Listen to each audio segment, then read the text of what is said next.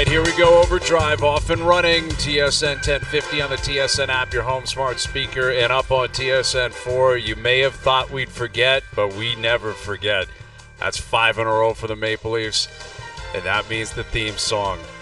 That's the Major League theme song. The montage is fired up in January. The Leafs' top spot in the East, feeling good.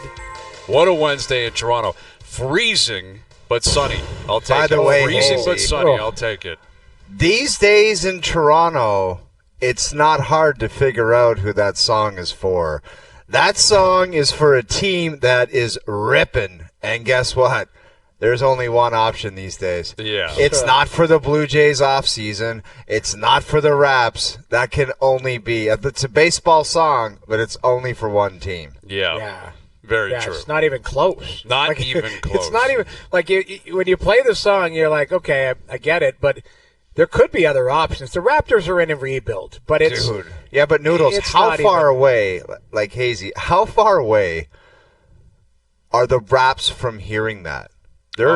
Dude, it might be Butch years. Is it Butch Goring? Yeah, they're in Butch Goring territory, man. They are legit. They may be the worst team in the league. What's Butch Goring territory? Well, remember, we interviewed Butch. I don't know if he was on the show at the time. I don't think you were here yet. I don't think he was. We were doing, this would have been like Blue Lunch 13 years ago or something. Yeah. And we had Butch Goring in, and he was talking about Mike Milbury and what he did to the Islanders. And how bad Mike Milbury was.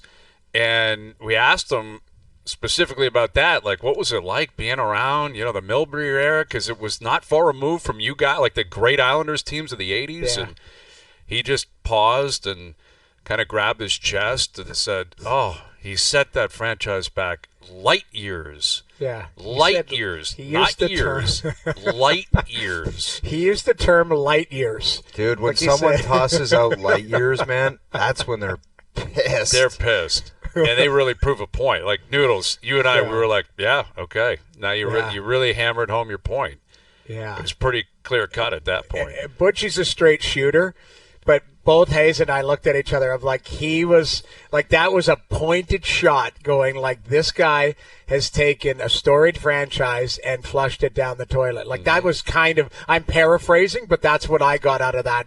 That was a while back. That's what I got out of that conversation where it was just like he has set this organization back light years. And the same doesn't apply here because, Masai, the guy, and Bobby Webster, the guys running it, were in charge when they won a championship 5 years ago. So, they're never going to get the same level of attention in terms of negativity and people pouring out. But, this is a real struggle. The Raptors, they have never finished last place in their history. I guess that's an accomplishment. Sure, it could be worse. They were an expansion team in the mid-'90s. They've come close. They've sniffed it out, but they have never finished in last place. They have a legitimate chance to do that. Well, you've come this far. Start getting rid of pieces earlier than usual. Honestly. Yes, that's what has to apparently happen. This kid at Duke is something special, so take your best shot at it, man. You see his dunk last night where he posterized that kid? I think it was last night or the night before. He went end-to-end and just posterized the guy. Speaking of dunk, I could not believe my ears this morning. Zion... There was viz of Zion, and the first comment was, he's returning his first game since November. Yeah. Dude, this guy is probably the worst of all time when it comes to being injured, is he not? He makes Joffrey Lupul look like an Iron Man. You just assume he never plays. Yeah. That's been his history, unfortunately for Zion Williamson, his whole career in New Orleans, is you just assume he's not going to play. And that dude got paid. He got paid a fortune, man. He had big money out of the gate. He had the Nike money. And then when his deal was up, they immediately locked in that 5-year extension, Supermax, everything. He has probably made more money per game in the history of pro sports. There's no question. There's got to be a stat for that. There has to be. We should find that. Relative terms, right? Based on, football, you only have 17 games, all of that. Well, everyone's calculating everything. Scotty Scheffler made $41,000 US every round he teed it up this year. That's pretty 41,000 US That's for impressive. 41 cash to 18 for every time he teed it up. there's got to be some sort of relative, the analytics people dig into. There's got to be a relative, football, basketball, hockey, golf, you name all of the big sports, and who made the most based on how much they actually played. Here's the thing. I think it would be a sneaky answer. It's probably a backup quarterback that would actually win that, right? And wouldn't have nearly as much money as Zion Williamson and others. But if he backed up in the league for 15 years and had 5 starts, probably made a ton of money, and his money per starts would have been really, really crazy. Yeah. But, Doogie, try to look that up, because I got to think Zion's made more money than anybody in NBA history in terms of actually playing the game.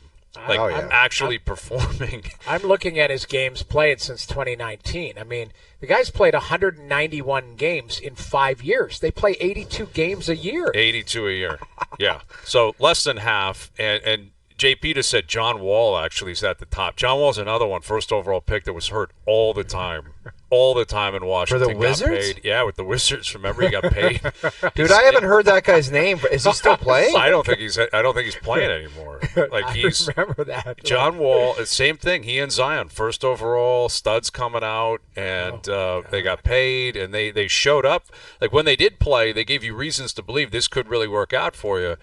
But that's a lot of money. John Wall and Zion, most money per game. Yeah. Per actual game played. And I mean, street clothes, that would make street clothes seem like a guy who was, like Phil Kessel. 1,500 games. Right? Anthony Davis, exactly, is an Iron Man. The he's going to play a ton compared to those guys. But you're right. That you hear that Major League theme song, it's one team. Dude, one team. Like nobody else. The Raps aren't doing it. Light years. The Raps are light years. And Toronto FC might be the worst of the bunch. Like the Argos, I guess maybe. The Argos could win 5 in a row, but they're not playing right now. Yeah, Keith Pelly, man, he loves those Leafs. Man, does he loves those Leafs right now. Keith loves the Leafs right now. And he should. Listen, last night, I saw a stat today that they were outshot last night pretty substantially, actually.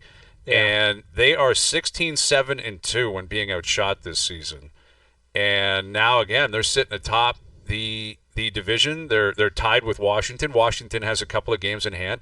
Washington plays Vancouver at home tonight. But based on points percentage, I think the Leafs are 5th in the NHL, and they're legitimately in a race. And I think that the one thing that Berube's brought to the table is the ability to hang in a game where you don't have your A stuff.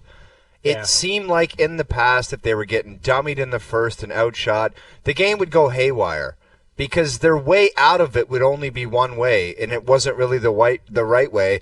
And when they tried to dig out of it, they would spread themselves out so much, the other team would pile on top and make it 4-0 instead of 2-0 going into the third, or whatever the case may be.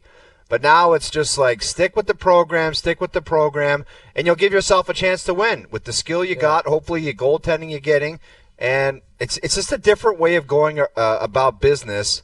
And you're seeing the results. Like, you cannot argue with the results. Well, you play to win the game, and they're winning games. And you can't criticize a win, regardless of how you come about it. It's a win is a win. We've always said that. I believe that 100%. There's different ways of how you win. The one constant with me, and obviously you know where I'm going to go, I'm a goalie hugger. Like, I think their goaltending's been so good fantastic. Last night. I thought he was phenomenal last night. But if you look at it, okay, they held the beast, 2 nights earlier or whatever. Yeah, he didn't like the first goal, but he made some good saves. Like, it's when you have a team that has goaltending, it allows you in games where, like Bo said, you don't have your A stuff early on, but then you find a goal here, you find a power play goal, like you do some. If you don't trust what's going on in the net, your team plays different. That has, for 42 now? 42 games, you can count on less than one hand where you're like, geez, I didn't like the goalie's play. The game in Florida, Stolarz put his hand up and said, I could have been better. But I think the team could have played better. Outside of that, I can't really think, man. And I know honestly, I'm just blanking Noodles, it in. It might be a Hildeby start, the second Murray start. Not even these guys. But we're talking of, Wall and Stolarz, it's not many. That's what I mean. Like, the goaltending has been really good, rock solid, and then the team settles in, or vice versa. They get some goal support, and then the goalie makes some saves. But I do come back to that where, you've had some really good goalie performances that just now it stems into the team, and then you talk about block shots, and you talk about the decor, and then you talk about the forwards, and some guys are still trying to find their game maybe farther down in the lineup, but your top guys are getting their points and doing what they need to do. So yeah, well, last night, like that first period was crazy bad. I mean, the Leafs were completely asleep. I don't think they got a shot until like 14 minutes in. Yeah, it was quiet. But that's an example where Wall showed up and played, and he was ready to play, and that's the benefit of that position, and what makes it so unique is that as long as one guy is ready to play, you have a chance to win. Like when we were on the panel that night when they were in New Jersey, Stolarz was phenomenal. Like that was the best game he's probably ever played in his career. Yes. The Leafs were horrendous. And in the first period, they were as bad as they were last night. I saw a lot of people saying that's the worst first period. Go back and watch the tape in Jersey. It was worse. Wasn't it 16-1 the shots at some point in Jersey? It was something crazy like that. And we were on the panel watching it saying, this is absurd what's going on here. They're not even awake. And Stolarz was awake. That's all you needed. They survived. They got into the second period. They woke up just like they did last night. They won in Jersey. They won in Philly. And, obviously you don't want to play like that every night, but they haven't been playing like that every night. If you're 27-13-2, that's not because of one position. It's not because you're getting lucky. It's because you're buying into a program. You got a really good team, a deep team. You're believing in a system. You're applying that system. And with Wall, Hazy, you just hope. I mean, I hope he has the same feelings I had. Right. When you become a good player in the NHL, it's like a hell of a drug, man. Like when you realize that you've shown up and you're there. Hopefully he just kind of really likes that, and this is the perfect situation for him to kind of grizzle him up a little bit. I hope.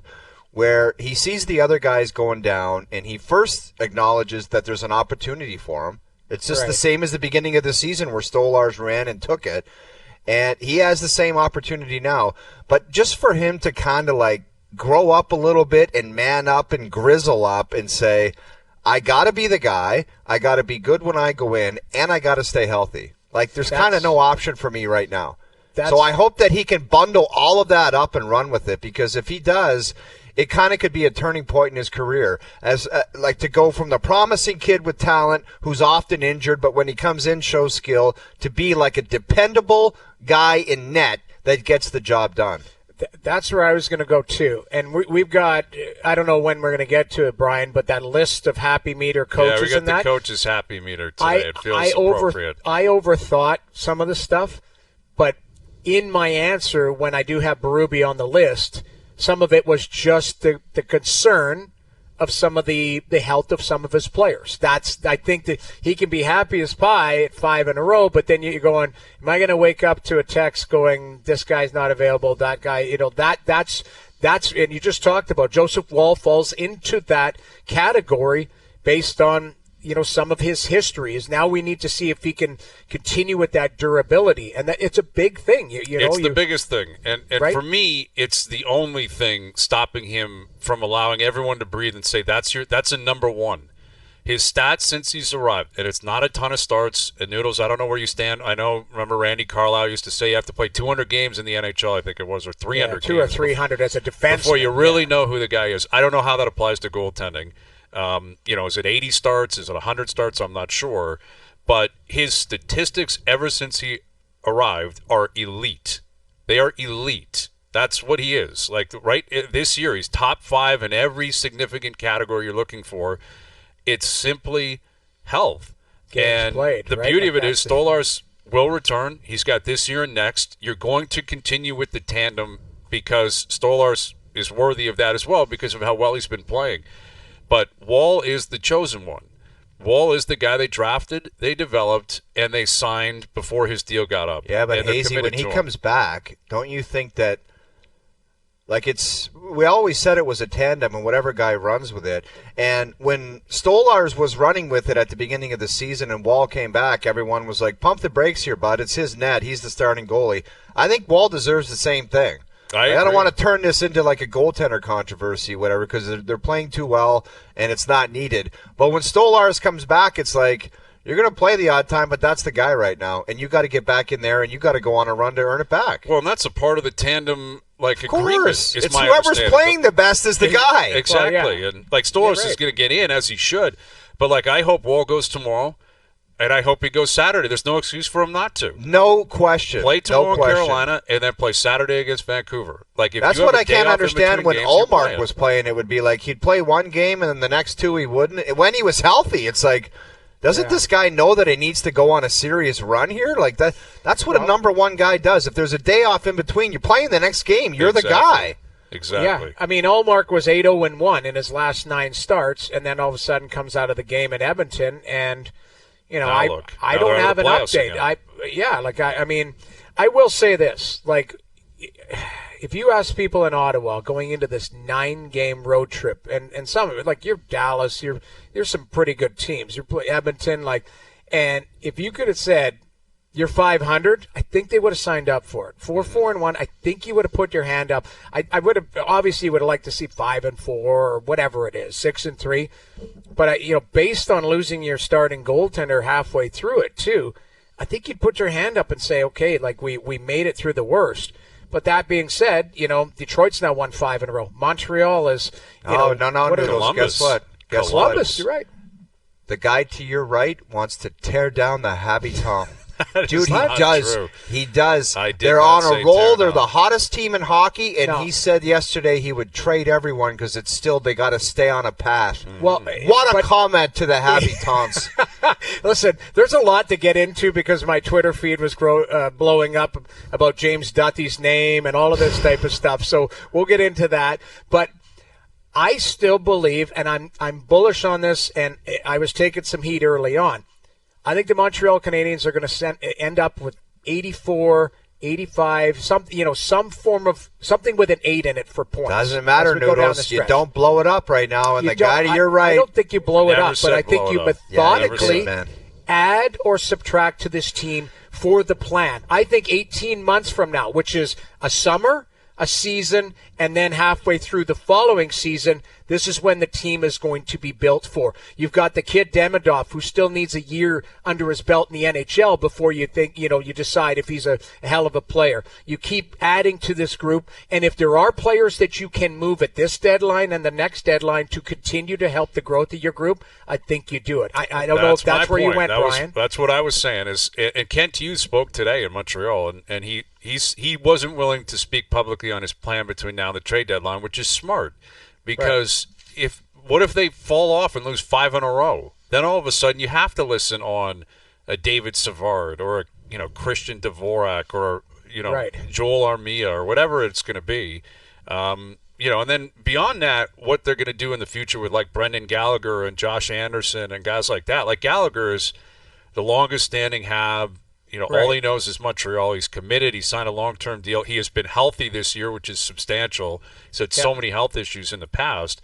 And I'm not suggesting they're looking to move him between now and the deadline. But what happens with him in the future once, younger players start to arrive? These are all questions that are big picture that don't have to be answered right now. But I do think, listen, full credit to Montreal. They've been outstanding. They have played really well. They've got great goaltending. They've shored up their defensive play. I still don't think they're going to make the playoffs. And I think a reality check could still be in store between now and the trade deadline. And if that happens and you commit to your plan and someone's willing to pay for whatever piece you put up, I think you end up making that move. But, you put something on the table yesterday, which can also be accurate, if it's a 4th-round pick, then that may not be worth it. It's not worth it. It's not worth it. Yeah, if it's we're going to move off a veteran that's important to us for a 4th-round pick, that's different. You only do it if the team says we're going to overpay for this. And David Savard's the example of that because he's won a cup, veteran guy, right shot defenseman, pretty big, little physical. Maybe someone will give you a good pick for him. Maybe you'd move off something like that. Well, and he's a UFA making $3.5 million too, right? So, and you've got some young kids that have pushed through. They went and got William Carrier from Nashville. I think that was an under-the-radar really nice move. He's a good player, right? That Gooley, I think, he's got to stay healthy. I know, but Caden Gooley's a player. I remember talking to Pooley when Pooley was calling games, and he said to me, "Mark my words, Jamie, this Gooley is a player." And then, Hudson seems like he's going to be I think he's got a chance to be a really point producer. I don't know if he's going to be Quinn Hughes, but I think he's got some flash and dash. I don't know what that looks like. But Matheson's a good player. They've got, some players you can move off of. I agree. If the team is willing to do it. I don't think you just trade people because you're right, to get a sixth rounder. But if there is an opportunity to make your team better or grab a prospect back from a contending team that wants your player, you do it, because I don't believe Montreal's a playoff team this year. I hope they make. They're still not competitive at a minimum, right? Even if they get in, they're not going anywhere. Is it worth something? Of course, but I hope they prove me wrong. But my point is I don't think they stray from the plan, even though this stretch has been nice. If you end up playing meaningful games, which they're going to do down the stretch here, I think it's going to bode well for those young players. And Newhook has been healthy, and Kirby Dach has probably been the biggest surprise for me, because I expected more from him when he arrived in Montreal, and I didn't see much, and now he's playing with a lot of confidence. He looks like a different player now. Third overall pick, right? He obviously was a very talented player, coming into the league, and then Chicago moved off them to tank, basically, and Montreal picked him up, and that was a shrewd play. All right, we've got our mood meters coming up. The 7 Canadian coaches. We got Ray Ferraro on the show today. Ray's coming up just after 5. His take on where the Leafs are at halfway through the season. Again, Vancouver, he lives there. He knows them well. The Canucks are in Washington. We've got a couple of Stadium Series games next year in Florida. So, Ray, I'm sure, will be down there calling one of those. Yeah, maybe you'll be down there, Noodles. Who knows? Well, isn't it Florida Rangers? Was it? Yeah, it's Florida Rangers, and then it's Tampa playing Boston. See, I'm an alumni of Florida and Rangers. Get down there. I wonder if I could play in an alumni game or something. I don't think I'd want to. For both teams, man. That would be great. That'd be the first time ever. Play for both teams at the alumni game. We also got to get Doogie to do some research. I heard a story at the gym today in Europe that a fake Lionel Messi lookalike is wheeling around Europe picking up girls, and he got busted, dude. I swear. Somebody told me that. Doogie, see if this is true. But, if you think you're going home with Messi, isn't there, a tell? If he's in a 1980, if he's got a Ford Focus wheeling out of a crappy restaurant, that's not Messi. Yeah, Doogie, see if you can find the story and pass it on to Hayes if it is actually true. Not Larry Lionel, Messi with his bus Messi. Pass. Let's take the bus and we'll head home. Okay, interesting, Larry Messi. Oh, remember there was the fake Drake showing up at clubs around Toronto a few years ago. I think he's called Deep Fake Drake. Yeah. Deep fake Drake. And I'm pretty sure Drake himself tried to put a stop to it. I don't know if you can. It's an impersonator, right? I don't know if you're allowed to stop that. But if the guy's actually pretending to be, not letting people in on the joke that he's not actually you, that I could see being a bit concerning. I swear to God, I watched on Instagram or somewhere on Twitter or something, fake Drake was singing at a boxing match or something like that. You got to sue the guy for that. You can't have him out there representing you as if he's the real Drake, singing whatever song he's singing on your behalf. You can't have that. Yeah, it's ridiculous. All right, Doogie, get to the bottom of that. We want to find out if there's a fake Messi, somewhere in Europe. And Ray's coming up, arbitration coming up at 5:30. Overdrive continues, TSN 1050 and on TSN 4. Overdrive continues, powered by FanDuel, bringing you everything from the opening line to the final score. Ray Ferraro in just over half an hour, arbitration in an hour. We'll get to our mood meters for the 7 Canadian coaches here momentarily. But shout out to our boy Cam who sent this in. Found an updated list, which includes this season. This is specifically the NBA, ranking the highest paid players per game in NBA history. Number 1, I feel ashamed that we didn't mention this guy. This is the GOAT. This is the GOAT. Kawhi. No. Ben Simmons. Ben Simmons. Ben Simmons has made $446,791 per game. Wow. Take that, Scotty Scheffler, and your $41,000 around. This guy makes almost $500,000 per game. Has Ben Simmons even played this year? Yeah, he's been playing. He doesn't, same kind of thing. Doesn't shoot. Shows up every once in a while. Doesn't bring anything to the table. Very standard procedure. Crazy. Doesn't he make $35 million a year? Oh yeah, dude. His career earnings are $163 million and he's played 366 games. That is insane. I'm ashamed that we didn't think of that. Yeah, that is shameful but he is so out of your headspace that you would forget him. Number 2 is Joel Embiid. Because his new deal just kicked in, so he's making a fortune too, right? And then Zion is 3 and John Wall is 4. Wow. So there's your top 4. Well, you were NBA able to players. at least quote 2 of them right off the top of your head. Yes. So that's not bad. Yes. Like Kawhi actually had a long career before like a relatively long career before the injuries, right? And even his load management year with the Raptors, he played 60 games. He did play a fair amount of games that year. Right. All right, Ray Ferraro in half an hour. We haven't done a Canadian mood meter in quite some time, and we felt like it was appropriate. With the Leafs winning their 5th in a row last night, the Habs have been in the playoffs at points this week. The Ottawa Senators have been in the playoffs. The Flames were in the playoffs, right? They got a win last night. Their game postponed in L.A. tonight. Scary stuff with all the fires in L.A. So we figured it's probably an appropriate way to kick off 2025. Let's recap here and let's get back at it. So who wants to start with their 7 down to 1 mood meter? Oh, you want to start this party off? Yeah, I'll go first. Okay, go ahead. I have some people slotted in certain places for different reasons, okay? So I don't want to hear it from certain markets. It doesn't mean that their team isn't playing well. It might be just a look into the future where they know they've got a good team and they don't want to be happy because what they have to prove is come springtime, okay? Yeah. At number 1, I have the head coach of the hottest team in the league, Marty St. Louis. Okay, so you start at number 1, Marty St. Louis at number 1. Marty St. Louis probably thought this could be the beginning of the end, maybe closer to the end at that team's start. And the fact that they went on this road trip and they're the hottest team in the league right now, he's got to be saying, because everybody was questioning him, oh, what are you doing? You're drawing lines on the ice with a marker and they can't defend and they're a joke. And they're getting some goaltending, bringing in the Czech Patrick Waugh, and he's got to be the happiest guy in the league. Okay. At number 2, some people might think this is a little bit crazy, but I've got Travis Green at number 2 because he must have took over and said, there's some good players here. We can't get our goalie healthy. And they've gotten themselves in the mix. I know they've been on a long road trip, but he probably thought this team just can't do it. And they've gotten themselves in a position where there's going to be some meaningful games for them. Don't you think that would make that guy happy after what they've been through? I have a very different viewpoint on Travis Green. But hey, all right, it doesn't mean that you crap on my list. It doesn't mean... And it's as of today. It changes rapidly over the course of the year. January 8th. Number 3, I've got Craig Berube, 5-game winning streak. He's got to be saying, I just need to keep everybody healthy. Maybe a couple quality ads.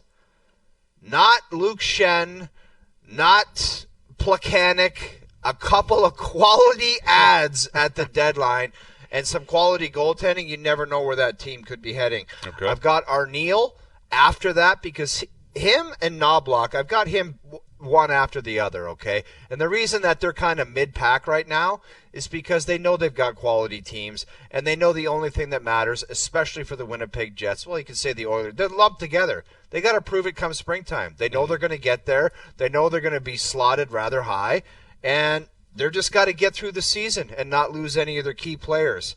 Ryan Huska has taken a tumble. I love the guy. He's done a great job out in Calgary, but they started like a house on fire, and they've dipped, and now they could be in trouble. So he's probably thinking, oh, we're kind of back to reality. Maybe the dream is over for the Calgary Flames. They did pick up a win against the junk Anaheim team last night, yep. And at the very bottom, I never thought I'd say it in the next 3 or 4 years, Uncle Rick Tocchet. Mm-hmm. The mess with those two-star players, it's just got to be Uncle Rick, and he must be looking at it saying, what are we doing here? Yep. The NHL and two guys don't get along with each other, and it's causing problems. My goalie's hurt again. Rick's got to be pissed off. Mm-hmm.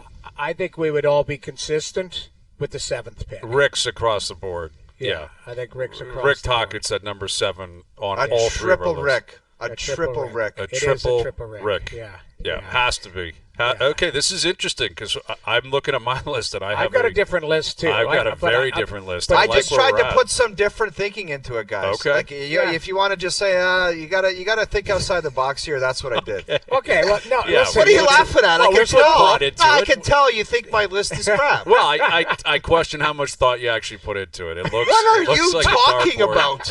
All right. Well, you're calling us out for not putting any thought into it. You haven't seen our list yet. You put thought into it. You've got your list. I like it. Marty St. Louis looks sharp. He's got to get that goatee going on these pictures, though, man. Right? He's got facial hair cooking in 25. That green suit was phenomenal. Doogie, when this is all said and done, put a poll out there. Who's got the best list? I can't wait for that. I can't wait. All right, Noodles, go ahead. I have a differing list, but go ahead. So at number 1, I went O'Neill because Winnipeg, house on fire, little dip, but they're a very consistent team. The only thing I would concern about, Morrissey left the game last night, but it sounds like he's a question mark tomorrow, but be available the next game. Like, health would be the biggest thing. Oh, you talked about it. Like, these top teams, and I could probably lump 3 of them together, but I'm going O'Neill because I think he has to be happy with the consistency of his group. They've been pretty darn consistent all season long, and he's got to be happy with that. They had a 4 or 5 game stretch, but outside of that, they've been, you expect them to win nightly. This was a toss-up, but I went Knobloch, and the only reason why I went 2 on him is because of how Edmonton started. Like, that they had a poor start, and then they've dug themselves out. McDavid still hasn't been a house on fire as far as he scored last night, but he hadn't scored in like 9 games. It's been Draisaitl for me, who would be in the Hart conversation. He should be the leader. I mean, we talked about yesterday, Noodles, on FanDuel. Yeah. McDavid's 1. Yeah, I want to say McKinnon's 2, Kaprizov 3, Draisaitl 4. No, I have a differing opinion on that. I agree with you. I think Draisaitl's been the best player in the league this year. Yeah, so I went with Knobloch just because he trusts his team, and they kind of show up and have winning a lot of games. I think they're 13-2-1 in their last 16. And then Berube at 3. Got to be happy with whatever they're throwing out there. They're getting wins, no matter if it's great goaltending performance or it's a special player steps up. Where I was going to go, and it speaks to all these coaches, but especially with Berube, just that. As I mentioned, when we were talking about Joseph Woll, he wakes up to a text going, 34 is not feeling good. Mm-hmm. Joseph Woll, what goalie is available to me? I think that's his only worry. McCabe, that was a scary thing the other night. We're not sure.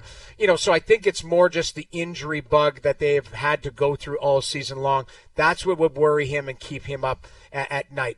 I will go with Marty St. Louis in the 4 spot, just based on how well Montreal has played, where they were a couple weeks ago, where it was talking. We were talking. They were at the bottom of the league. I think you also got to give Marty a nugget because we had him at the bottom for so many times. So Marty was fuming at the bottom of the list. Furious, not happy. Any team that has picked up that much points, considering I always look at strength of schedule too. They had to go out west. They had to go through some pretty darn good teams.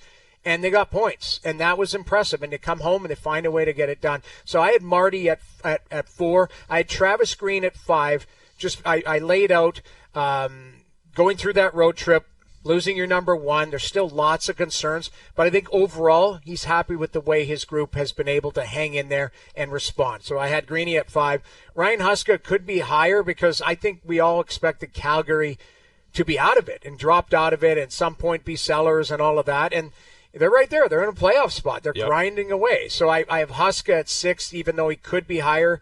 And then, Tocchet, I don't know what to say other than he's a brilliant coach, and he's got a goaltender that we're not sure in and out of the lineup with Demko, although the other guys Lincoln has played really well.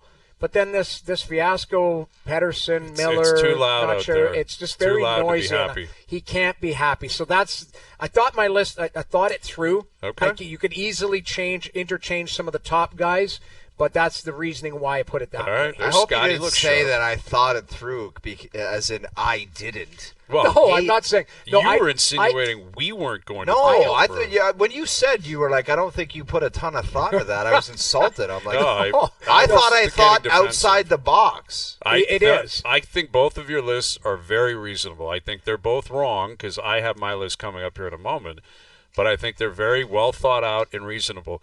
I was of the impression you were going on the premature attack or premeditated attack. I thought it through. You guys weren't going to think it through. No. I think I might have overthought it. Through. That my thing is where I slotted guys, I might have overthought it as basically injuries and where guys are available to them. So that's well, and you can see it both ways on that. So, okay, here's my list, and this is the coaching happy meter, the 7 Canadian coaches. At number 1, I have Craig Berube.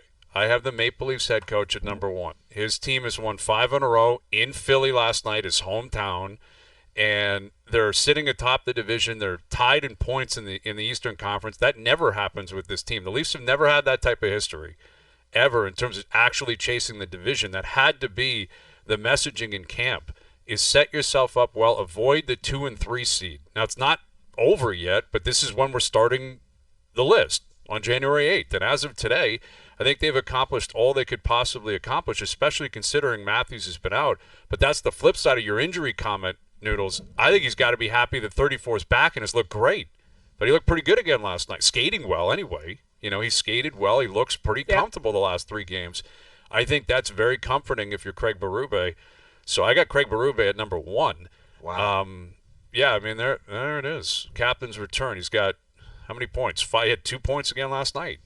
7 points in 3 games since returning for Austin Matthews. That's pretty good. That's going to make Craig Berube, I think, very, very happy. So I got Berube at 1. I have Marty St. Louis at 2. All of that noise, and you got him at 2. You were acting with the other guy like you had him at 6. No, I'll tell you who I have at 6. This guy's a bozo. He copied my list. This guy's copying my list. I did not copy your list. I did not copy your list. I have Marty at 2. I think he can make a case for Marty at 1. I do think he can Dude, you make have that. Marty. You just ridiculed me for Marty St. Louis. That's not true. I did not ridicule you for Marty St. Louis. It was who you had at 3, I think, is where I actually disagree with you, and I'll get to that momentarily.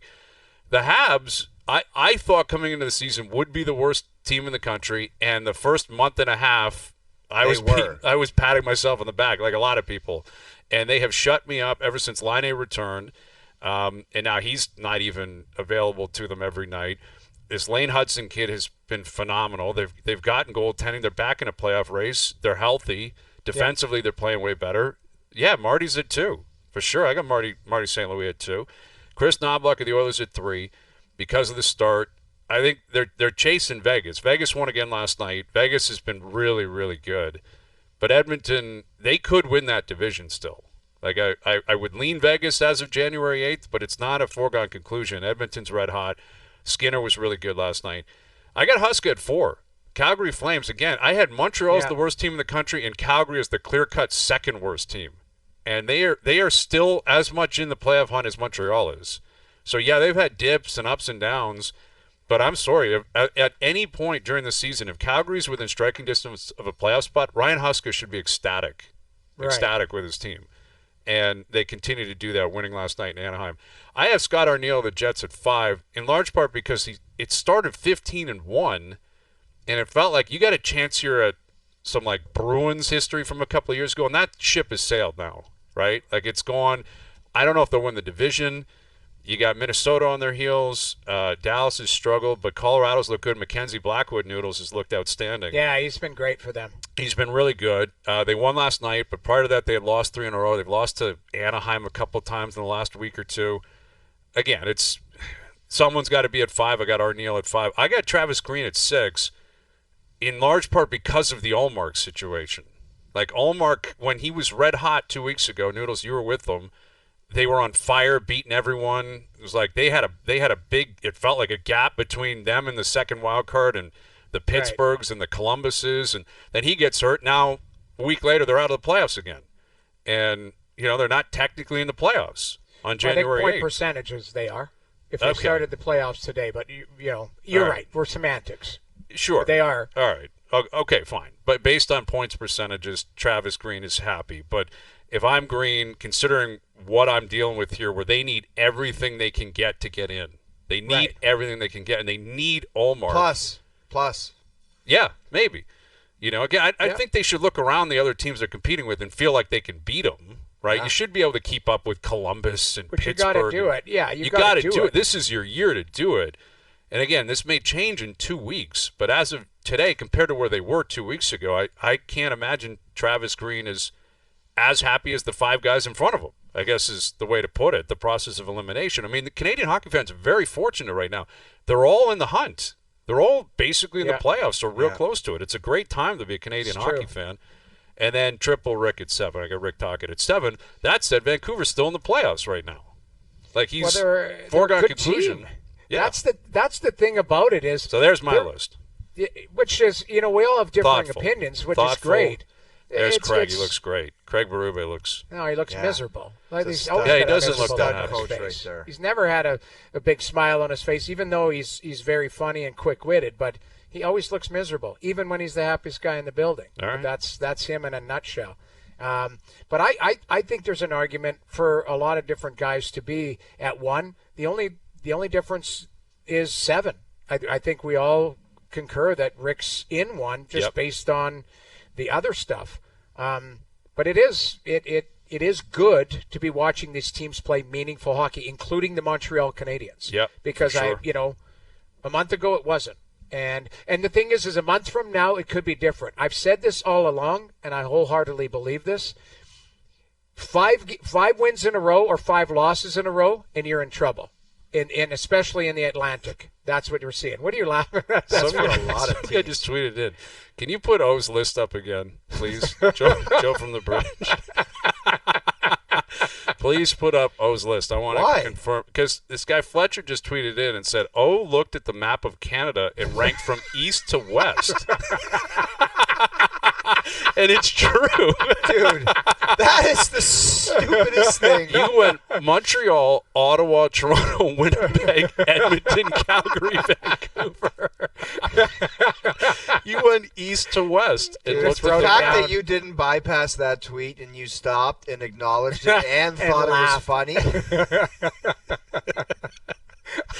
Fletcher picking that up. That's a really astute. By the way, no, he's wrong, because if it was going more east, wouldn't it go Toronto, Ottawa, Montreal, or no? No. Or no, that's west. No. Sorry. That's going the other way. Yeah, you're good. Other way. You're good. There is something to that, man. I think you looked at a map and said, I'm going right through it. Oh, Duck looked at the map of Canada. That's that when that guy acknowledged that, he probably said, that dumb bastard just looked at a map of Canada and he was in a pinch and he just started ripping off teams. Like, he had 30 seconds and pulled up, like, he basically said, who are the teams in Canada? Right. You blocked that guy. Block him. Yeah, that's abuse. I'm going to block and report him. That's abusive behavior, and that is. I want that deleted from the podcast. Don't put that up on YouTube. That's so Go on. Funny. Forget I acknowledged that. Yeah. So there you go. The mood meters. We'll see what Ray has to say about that. Ray Ferraro coming up in 20 minutes, and again, Vancouver's in action tonight. We'll get back into the Leaf game last night. We'll play that Joel Farabee. In-game commentary about his fight with Connor Dewar last night. That was cool. That was really good. It was a good tilt, man. Like, Dewar, I knew he was a Western boy. I've never heard of the town he's from, somewhere in Manitoba. But it's one of those things where you do judge a book by its cover. You look at the town he's from, you're like, he can fight. That guy knows how to fight. Because that was his first fight as a Leaf. And, he's from the Pas. The Pa, P-A-S. The Pa, Manitoba. Yeah. He can fight. He knows how to fight. Dude, that would be a thing where I'd look at that guy's bio in the bathroom and be like, that's a no-go, man. Yeah. That's a sneaky guy that you think, I'll take care of him, and then you realize where he's from, and you say, he's the guy with the office job that just doesn't say boo to anyone in life, sees them in the penalty box saying, thanks for the fight. And the guy goes, yeah, no problem. I know. He doesn't know what to think. Only in hockey, right? Like you're that's just, it. You're there for the night, free tickets, and you're like, these two guys just beat the hell out of each other, and they're thanking each other. Yeah. So we'll play that. We've got Buster Olney audio from the First Up from the morning show this morning on First Up, talking about the Blue Jays and what they're going to do with Vladdy and how disastrous this offseason has been so far. I'm glad he said that instead of someone in the market. Yes. Like Buster's, he's got no skin in the game. No. Completely objective on the outside looking in. So we'll play that. We'll get into it later this afternoon. Overdrive continues. TSN 1050 and on TSN 4. All right, don't forget, TSN 1050 wants you to be our unofficial correspondent at the grittiest golf event of the year. To enter, you got to download the iHeartRadio app, create an account, and listen to TSN 1050 for at least 15 minutes straight. Once you hit 15 minutes, follow the prompts to complete your entry. And whether it's 15 minutes of First Up or 15 minutes of Overdrive, the more you listen, the better your chances. And on January 20th, First Up will be calling one listener with a trip for two to the Waste Management Open in Arizona. Full details at tsn1050.ca. That TGL debuted last night. I didn't see a lot of it. I was watching the Leaf game predominantly, but I don't know. They're trying something different, I guess, in golf. I thought it was pretty neat. I flipped back and forth, and then I tuned in once the Leaf game was over. I think there's some things they can do differently. It's kind of overproduced. Like there's this and that and the other, and lights going off where I don't know if it's all necessary. They need some more golf commentary. Like, they need a guy like Fax on there. Yeah. Because they got some ESPN personalities where it's the golf. You know what golfing people are like? They're like, they want to hear a golf guy. Mm-hmm. Yeah. So I think it was kind of cool. It's different.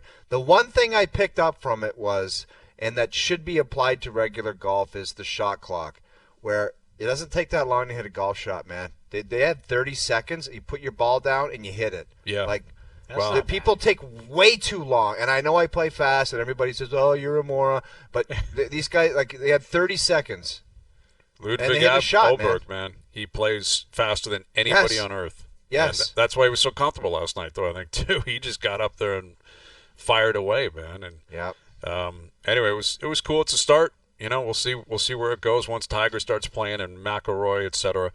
Ray Ferraro in arbitration coming up in hour 2. Overdrive continues. TSN 1050 and on the TSN app.